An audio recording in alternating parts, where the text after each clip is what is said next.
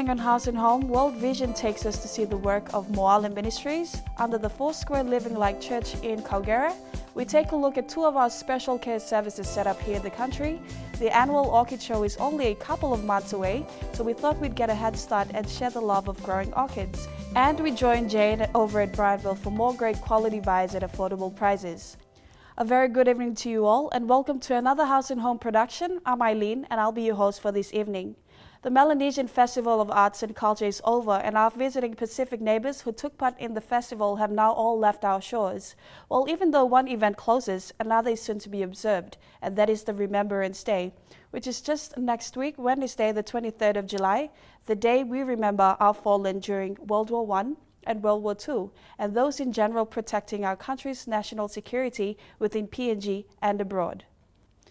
Moving on, we take a look at another special project that World Vision supports, which is the Moale Ministries, which falls under the 4 Square Living Light Church. Moale Ministries, similar to other network setups, support children in communities that are not fortunate to undergo basic training needs in education or have role models to guide or teach them to become productive individuals or become model citizens.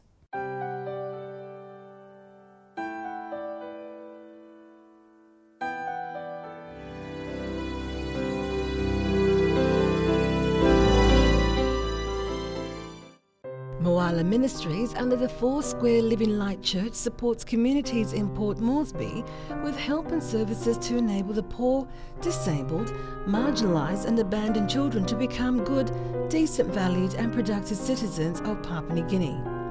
Moale Ministries reaches out to most communities in Moresby South, such as Sabama, Kaugere, New Kaugere, 2 Mile, Rabia Guinea, Talai, Gorabe and Bedili. More than 500 children and youths are benefiting from these various programs.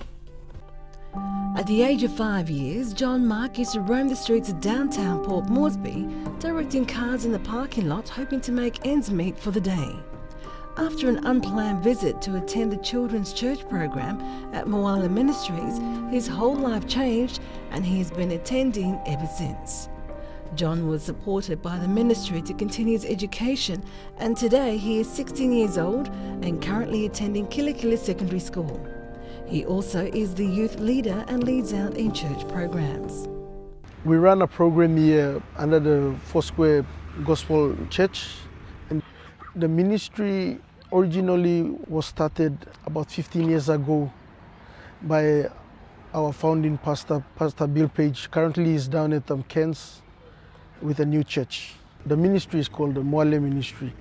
Yeah, he started off this ministry because he saw the need for children on the streets without clothes, hungry, begging for food, and he decided to bring them into the church to feed them.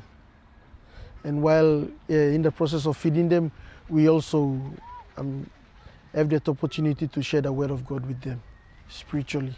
It's a children's ministry where we target the homeless kids, street kids, those who are out on the road roaming around aimlessly. Yeah, we target them to bring them in and to shape them and mold them.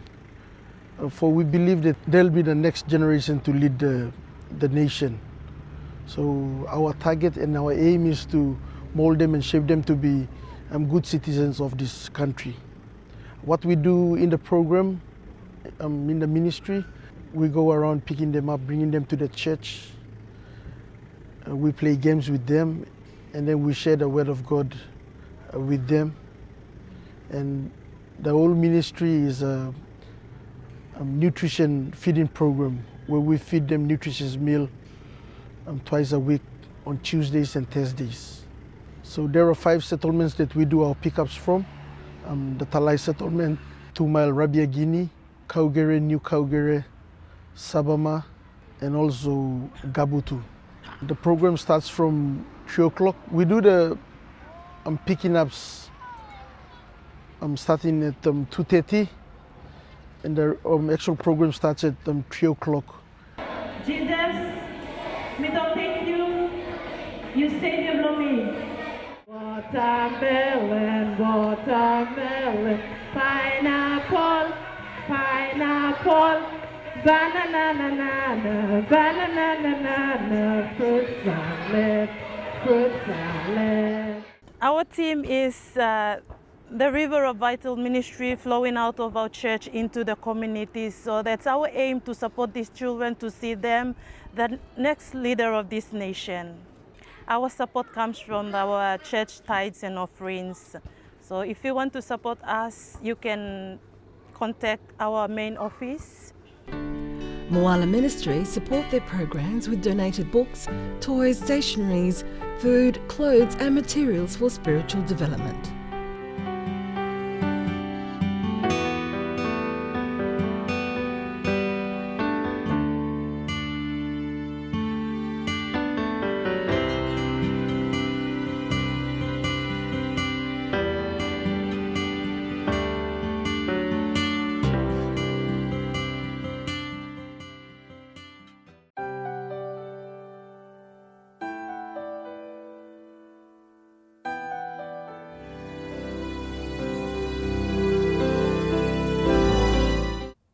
A great insight into another world within this world we all live in.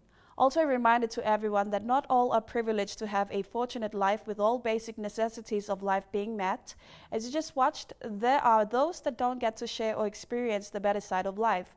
Therefore, be grateful for what you have, earn your keep, strive hard to do better, and never take for granted or having just a decent way of living. After the break, we take a look at some of the work of St. John Ambulance. See you shortly.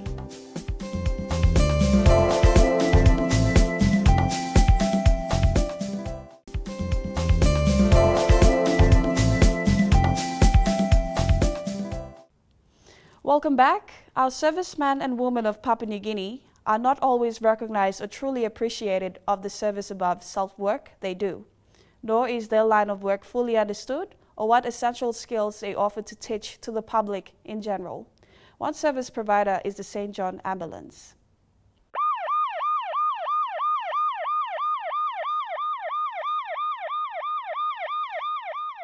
Captain Alicia Kaugere, just talk us through the two demonstrations that you have just done. The two demonstrations that I've done so far, I've demonstrated how to deal with unconscious patients. There are two types of unconscious patients that we deal with in the ambulance service.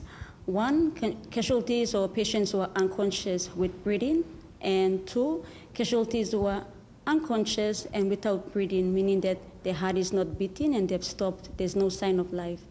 So with the first demonstration that I've done with the recovery position, that's for an unconscious casualty who is breathing. Now, the importance of placing a casualty in the recovery position is to maintain a clear and open airway so that when a casualty is laying on his or her side, the tongue does not fall back to the airway and blocks the airway off. So that's the most important thing. The importance of side position, placing someone in the side position so they recover quickly.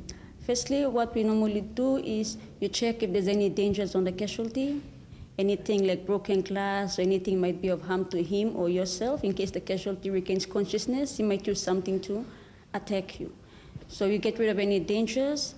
First, you check if the casualty is responding. We check for response. It's a normal routine we do. We call a house command.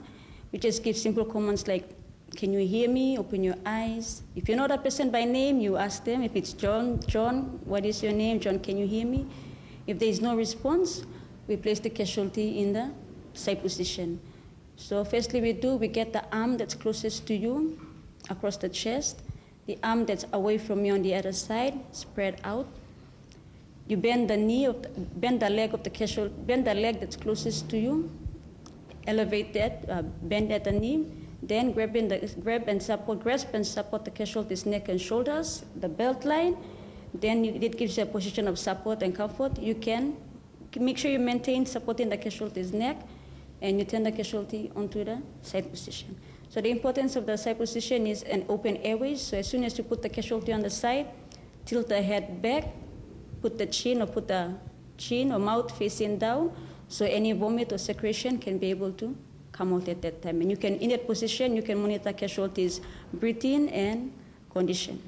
With the CPR, which is performed on unconscious, unbreathing casualties with no heartbeat, number one, we check for danger. If danger is clear to the casualty, you check for response. We follow the same house command as for side position. Can you hear me? Open your eyes. If there is no response, we go on to our S plan. We send for help. So you call an ambulance, you tell them where they are, where you are, what has happened, what's the situation like, so they can be able to respond to you effectively. After that, we open the casualty's mouth, check if there's anything in the mouth, but we're making sure that when the casualty is laying on his or her back, it's important not to tilt the head back, because if there's anything in the mouth, it will automatically fall back into the airway. So you just open the mouth down, and you check if there's anything inside the mouth. If there is something in the mouth, then that's where the side position comes in. You place the casualty immediately on the side, clear the airway, tilt the head back, then we go on to our B. You check for breathing. You check for breathing for 10 seconds. You try to see if there's any breathing, any movement, any sign of life from the casualty. If there is no breathing, then you immediately place the casualty on his or her back. Then we start CPR. It's very important when you're trying to apply first aid to a casualty, always ask for permission first. Okay? If it's in your workplaces, that's okay, because you know that it's a fellow colleague of yours, but especially when you're out in the public or in the market or even at a bus stop. I had someone who fell at a bus stop last time. If it's in public, make sure you ask for permission first before you attend to someone. After you've checked for response, and if your casualty is not responding, make sure you call an ambulance. The quicker you call an ambulance, the quicker the ambulance can be able to get to you and help you quickly. When calling for ambulance, make sure you state your name and your contact number. It's very important. Don't think we're going to use your contact number for something else. No. We're going to use that contact number to call you back or further advise you on what you can do before the ambulance gets there. Major Moale Ministries, tell us a bit about yourself and what you do with St. John. I actually, as National Superintendent for St. John Ambulance Service, I coordinate and manage the ambulance service in Port Moresby. I had a solid clinical background as a HCO, so with the St. John Services, actually it's a charity organization providing this vital humanitarian service to our people. So that gives me the interest and the motivation to join this organization. St. John in PNG is 56 years old now, and we have 8 different services with the organization. We have the ambulance service is the more traditional one, the volunteer service, they are first aiders who stood in and provide these first aid services to major events within the city. And we have the training department who is responsible for training first aid right throughout the country for the public and also for the corporate organizations. We have the blood service in the hospitals, major hospitals. St. John is also running the blood service. We have the cadet service for the junior ones, smaller ones. We want to bring them up to have this heart to serve the other people in the community. So this is the cadet division within the organization. We have the blind service, and the recent one and the biggest division is the health service, where we operate the Kaugere District Hospital and Gordon's Clinic. Basically what we offer here is the first aid training, senior emergency first aid for beginners, and senior first aid for people who want to advance into more detailed first aid. We also have other short courses like the CPR and more advanced courses that are coming up to for people if they want to advance further to become ambulance officers and more specific trades. It's all open for everyone, public and corporate organizations. We run them here. It's a 2-day course for the emergency first aid, and they run from morning 8 to 4 each day. In ambulance, well, we do come across accidents and emergencies. And many times when these things happen, it's natural for people to panic. And when one is panicking, they do the wrong things, and they don't do the simple life-saving things that might help preserve the life until expert medical assistance arrive or we get the casualty to a healthcare facility. So what the ambulance service basically do is respond to accidents and medical emergencies, and also moving patients between hospital to hospital within the city. So it's very crucial that we know some kind of first aid, basic first aid, so that will help to save lives. Basically, first aid is for everyone, mothers and children in school, employees, people who are involved in high-risk jobs, like in the mining or building construction industries. In fact, everybody should know about first aid. Yeah. My appeal to the public out there is that this 111 is an emergency life-saving line. And you never know, one time it could be you that you are in serious need of an ambulance, and people continue to be obstructing the calls, and you cannot get the service. So keep away from this 111. Only call if you need an ambulance. You know, basic first aid is something that everyone should know, or at least make an effort to learn. You never know, you may one day be faced with a dilemma which requires some much needed basic life-saving skills. After the break, our House and Home team visits the RSPCA.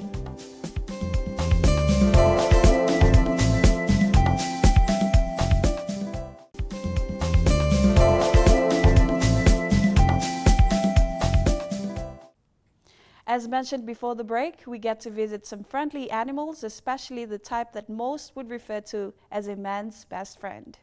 Well, if you're a pet owner, you will obviously have ongoing challenges in keeping them free from fleas and ticks. That are pretty much the main pests that are found anywhere and everywhere around your home or in the industrial areas that you live in. But the best way to keep these health hazardous pests under control or at bay is to give your pets a regular bath.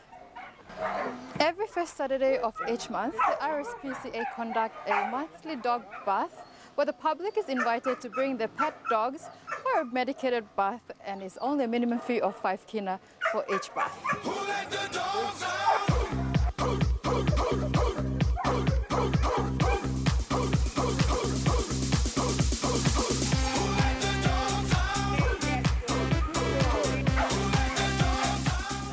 So just tell us a little bit about how often your dog baths occur here at the dog park. Yes, we normally have dog baths in every first Saturday of every month, and then we publish in the middle, like newspapers, TVs, publish when people bring their dogs in, we used to wash them. And during the washing, what type of medication do you use for the dogs? Medication like we use, currently here we use medicine, 50, and also we use a concentrate. We used to mix them with water, and then we wash them. This is to prevent dogs from, itchiness, ticks, fleas. Yes, we do have a lot of customers coming in.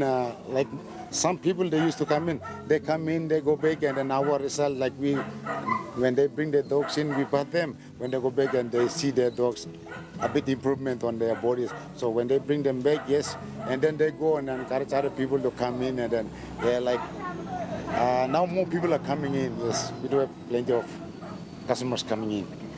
How many dogs do you have every month when you bath them? Like it's about more than 50 dogs, yes. Like, every Saturday, like 20, 30 dogs coming in, yes. And when you're bathing them using the medication, how do you measure them? We used to take the advice from the RSPCA doctor. He used to give us the medication, how to use it with the right amount of water and the medicine.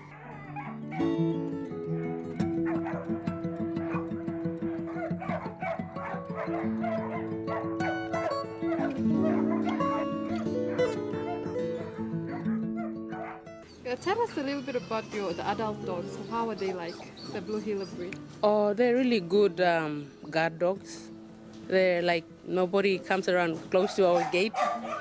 And that's why we really love our dogs. And we put the puppies here for bath. Fine once the water was a bit hot to start with, but one didn't like it. But once you got used to the water temperature was cooled a bit, they seemed to like it. So, did you bring your dogs here often? Like it's once every Every month, Every month, yeah. Well, we will be now, but we used to bring other dogs here years ago for the tick bath, but we haven't. This is the first time these two have been. It's the first time we've been here for some years.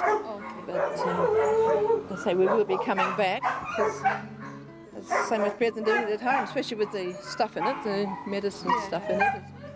This one is his first bath for several months anyway. How old is the pup? How old is the dog? This dog's about 4 or 5. We had his mother and his grandmother were our dogs, but we gave their pups away, and then this is a pup from one of their pups.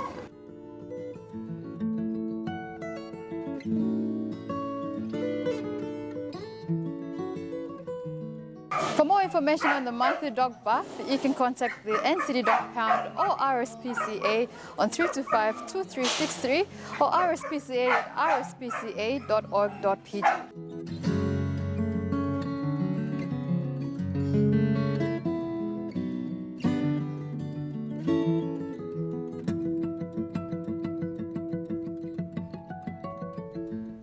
If you're looking for a pet, visit the team over at the RSPCA or the veterinary clinic and apply for an adoption. Also, if you own a pet, especially a dog, support the RSPCA and purchase a dog food that supports the cause on your next shopping spree. Also, just to add to your general knowledge, if you're in need of a pet, leash and a collar, etc., if you're not able to find any in the shops, pay a visit to the veterinary clinic and you may just find exactly what you're looking for. After the break, we joined the lovely Jane over at Brian Bell, taking a look at some commercial generators and gazebos. See you in a moment.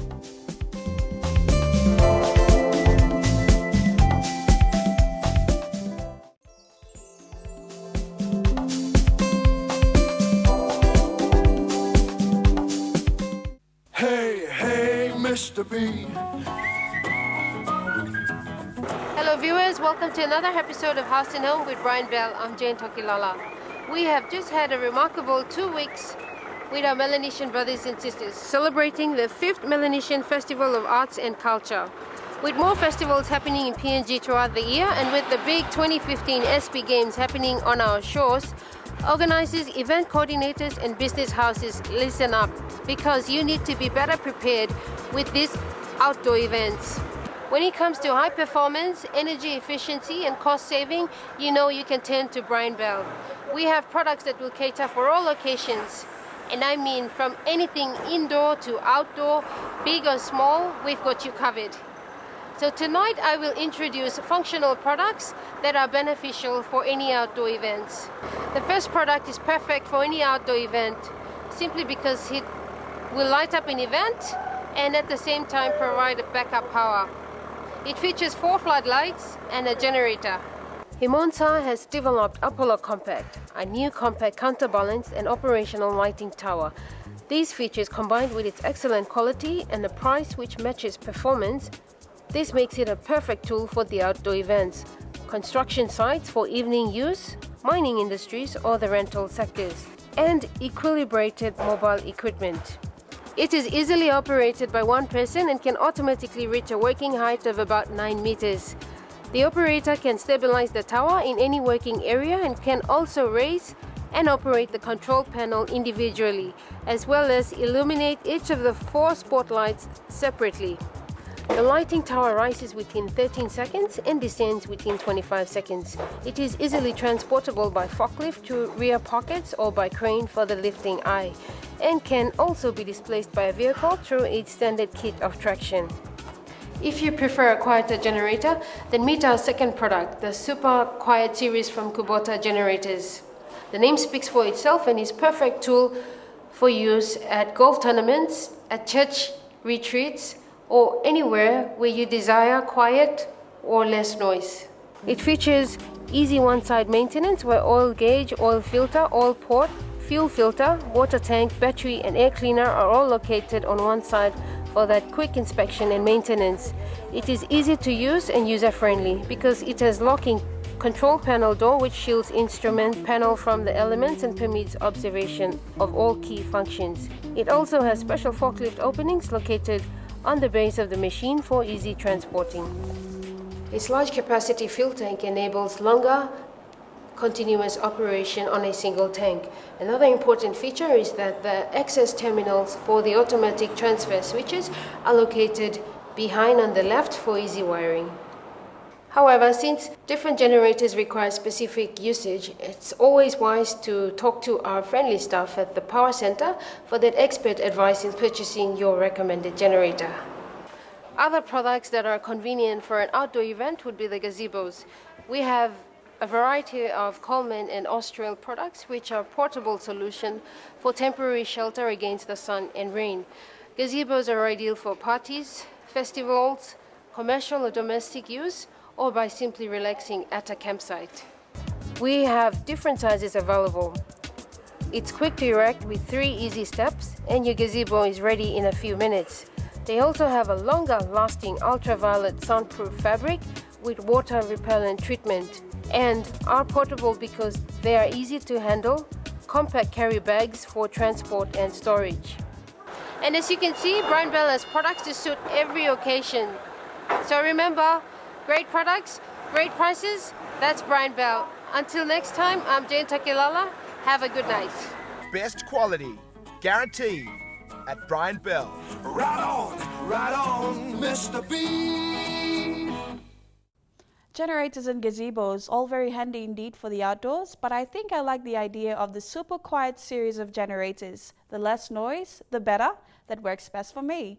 And also, speaking of events coming up, leading up to our PNG independence, our various provinces will be hosting their Provincial Day celebrations in coming weeks, spreading out over the next couple of months if they haven't already celebrated theirs. So just an idea in preparations for that, those gazebos you just saw will definitely come in handy, not just to shade the performers, but all you stall holders I'm sure you could do with 1 or maybe 2 of those. Thank you, Jane, and we look forward for next week's Brian Bell segment. More on House and Home after these messages.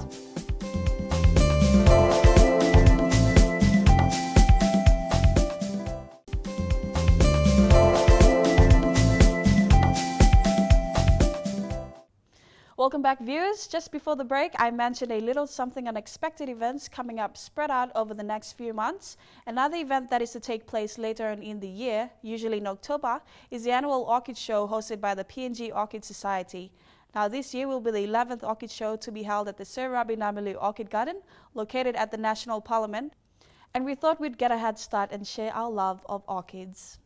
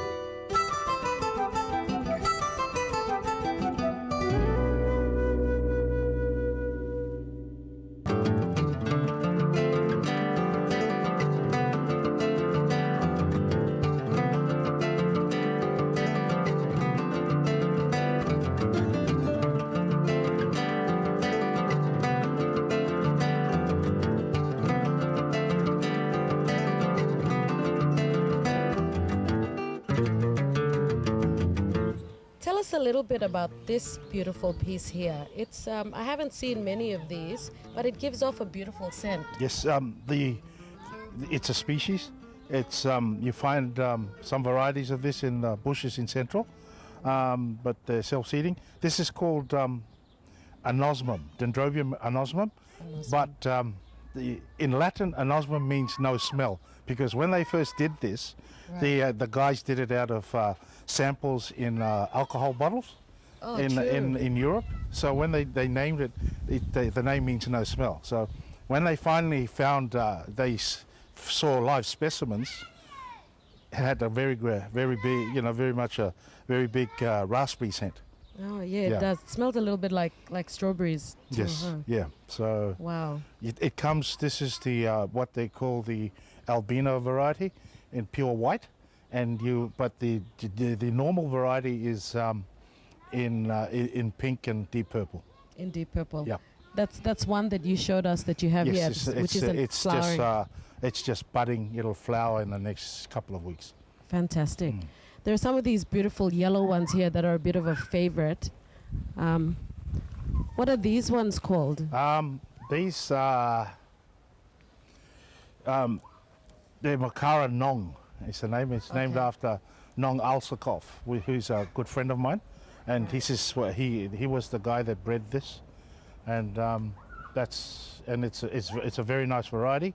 It will flower about 10 times a year. 10 times a year. Yeah, so it's very good. His only regret, Nong said to me, was he still hasn't got he hasn't got rid of the freckles. The freckles. Right. I think the freckles give it really good character, so I don't think that's much of an issue. How many species do you have? How many varieties? I've got over 300. I've stopped counting. Oh, true. Yeah, so it's a pretty big garden. Yes. And what inspired you? How did the love for orchids start for you? I grew up in Mount Hagen when I was a young boy, and there's out of Mount Hagen there's a place called Warakum. You go down, and then there's Moale Mountain. Right. I started at about the age of about 12 years old. I walked all the way through the bush tracks, all the way to the top, not through the road, and started collecting orchids. And I can't tell you why. Maybe it's just something, but that's when I started. Something about these orchids. Yes. So I collected them. I tried to plant them in dirt. Didn't work, so I realized that I had to bring the tree down. So we started chopping trees. This is something that I've actually done the breeding on. It's the two parents. One is a Hawaii variety, a very old variety, and the other is a parent from Moale. Yeah, and so so this is a mixed race orchid. And you can see a little bit of the Moale in terms of the way, the shape of the lip, and also the sort of the greeny Just sort of creamy inside. on the inside. Yes, that's what Moale brings to it. I like it. There's some darker, more purpley varieties, bigger petals, but it's something I'm very happy with. I did this about 3 or 4 years ago. Orchids have the world's largest database for hybrids, the name, and you can register under them at the Royal Horticultural Society in London. Right. Yeah? And we've had famous varieties like Dendrobium Margaret Thatcher, and of course in PNG when His Highness the Prince of Wales and the Duchess of York came. Yes. And we named one after the Duchess of York. Oh wow. Yes. So See, I didn't even know that. Yeah. So it's something that once you record the name for a name variety, it's always there in the database, so you can always find it. Right. Yep. And this is something that you've done. Have you named it? No, I haven't named it yet. You haven't named it yet. Still waiting to be inspired. Maybe. Yes. Just thinking about what I'll name it. Yeah. Yeah. How long has it been in your garden now? Oh, it's been in here for about three years. 3 years. Yeah. So wow. We'll help you think of a name. Oh, maybe Dendrobium MTV or Brian Bell. Dendrobium Brian Bell, Dendrobium MTV. Since we get a lot of our fertilizers from Brian Bell. Well, I'm a great supporter of Brian Bell. I mean, all my fertilizer comes from Brian Bell. Fantastic. Most of my pots are from Brian Bell. How much fertilizer do you go through? We fertilize once a week for these sort of varieties in this garden. And for some of the other varieties, we don't fertilize until every fortnight, 2 weeks. Wow. Yeah. I noticed there were some varieties that you kept really well covered. Yes. Can we have a look at those ones? Yep. Tell us a bit more about those. Those varieties they need shelter, and if we only water them once a week. Maybe sometimes in the wet season we don't water them for a month because otherwise they die very quickly. Right. You mentioned something before about being very sensitive to to your plants? It's, you know, if you get involved in a hobby to this extent, then you become very clued up on what needs to be. You become sensitive as to how the plants look, and how the plants look can tell you what you need to do, whether they need to be given fertilizer or. See, these sort of varieties are called Phalaenopsis. They're very hard to grow in the tropics, so what I've done is just given them extra shade. Unfortunately, there's none in flower at the moment, but they're the huge moth-like. One in the. Yeah, no, those are for different varieties. We're just putting them away for the show. Okay. Yeah, but yeah, these have these huge flowers that you see. Wow. P&G Gardener selling. Yes. Yes. So. And they have these nice big thick. Yes, thick leaves. big thick leaves. Yeah, and they're very hard to keep going in this climate. Yeah. So my way to do it is to put double shade cloth, dark. We only water once a week. Yeah. And we maybe fertilize once a week, but we only give water once a week. Wow. Yeah. So I remember buying one of these, and the house Mary put it out in the sun, and it just went yellow, and that was it. You should never. These should never go in the sun. Yeah. In Europe, where it's cooler, they grow them in the bathroom. Oh, true. Yes, because of the humidity. The in humidity the bath, in the bathroom, and the warmth. Yeah. So this is the way I find that it grows successfully. Fantastic. Most people don't grow them. I just grow them in gravel with a little bit of coconut husk. Okay. Yeah. And That's these the are best way. Yeah, this is the road mix they use to do roads with. Oh, true. Yeah, so it's just. There you go. That's an orchid tip for you. So, but you have to be sensitive. You've got to be. With these, they're very sensitive. If you give too much water, they'll rot away and die very quickly. This is another new hybrid. Parent from Musa. The other parent is just recently discovered species from Indonesia, and so this is what it looks like. And these are ones in smaller pots. Are these? Yes, they're smaller pots. The flower is deep red, so reddish purple, very deep. Very nice form. They did the breeding in Singapore or Thailand. Usually Thailand. That's the sort of things they breed in Thailand. These are green. This is called Dendrobium burana green. You can see the color. Burana is a famous nursery in Thailand, and this is one of the ones that they've bred up. Yeah, so it's nice green, red with a set off with this red purplish lip, and they spike up to this high. More on House and Home in a moment.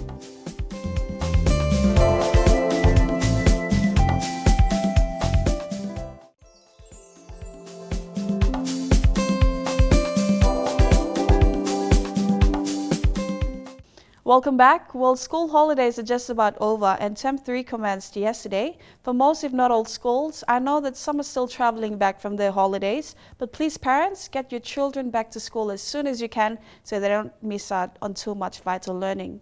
We're just about to come to an end of House and Home for this evening. Next week, we have the National Development Bank join us once again talking on finances. Norman of PIMS shares his values on education and proper education, the tools and skills we need today moving forward. And we join Jane and the team over at Brian Bell for more insight on quality buys at affordable prices at Brian Bell. And this is where the House and Home team and I will leave you. He's wishing you a very pleasant evening, and may the remainder of the week ahead be a productive and a satisfying one. Until next week, keep on that journey to a healthier you with those regular exercises, enjoying the outdoors, and keep eating right. Good night.